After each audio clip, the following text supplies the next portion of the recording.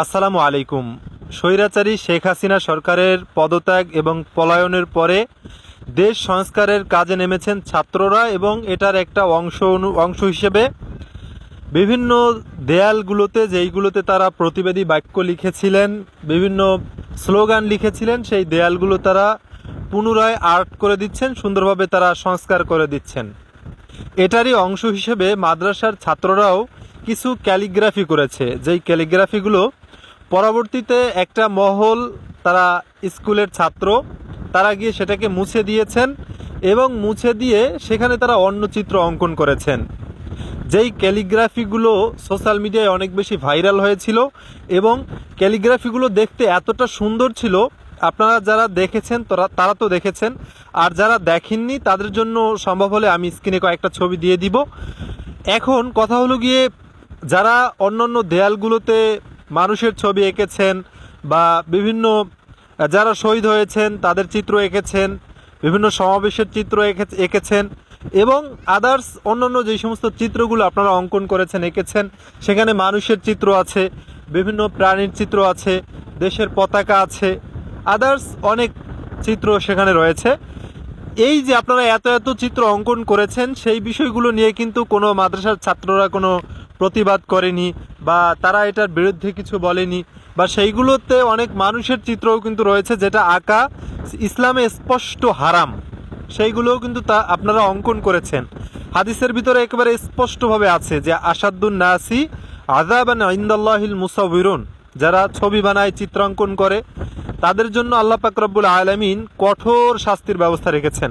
এটা স্পষ্ট হাদিসে বলা আছে। তারপরও এই বিষয়গুলো নিয়ে কিন্তু আমরা কথা বলিনি, কারণ এটা নিয়ে কথা বলার উপযুক্ত সময় এখন না, সেজন্য কথা বলা হয়নি।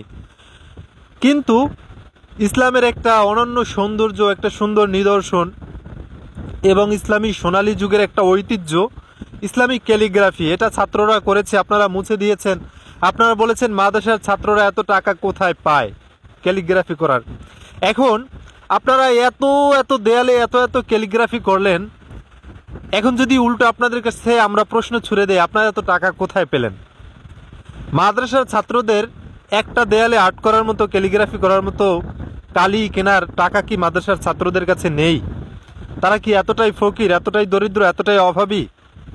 আপনারা কি এখনো মাদ্রাসাকে সেই আগের যুগের মতো মনে করতেছেন? এখন কিন্তু আলেমরা শুধুমাত্র মাদ্রাসার দিকে তাকিয়ে থাকে না, মানুষের চাঁদার দিকে তাকিয়ে থাকে না। মানুষ টাকা দিবে, সেই টাকায় আলেমরা খাবে, এরকম ভরসা এখন আলেমরা থাকে না।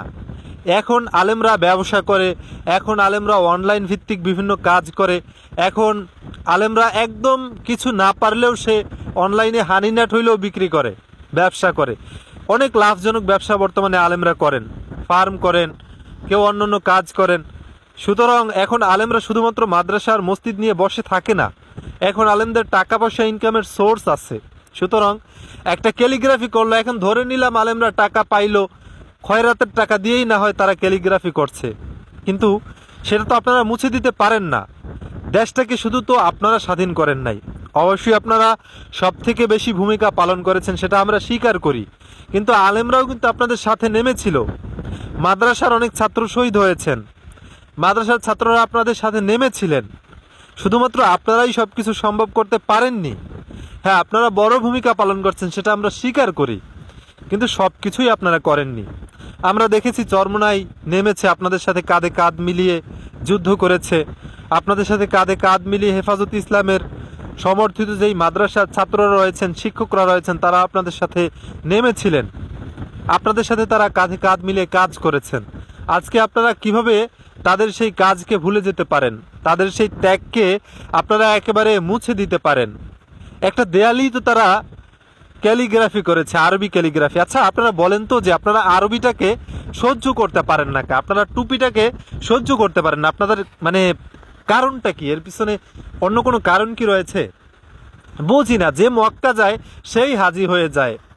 এর আগে আমরা স্বৈরাচারী হাসিনা সরকারকে দেখেছি, সে আলেমদেরকে দেখতে পারতো না, আরবি দেখতে পারতো না, টুপি দাড়ি এগুলো তার কাছে রাজাকারের মতো লাগতো।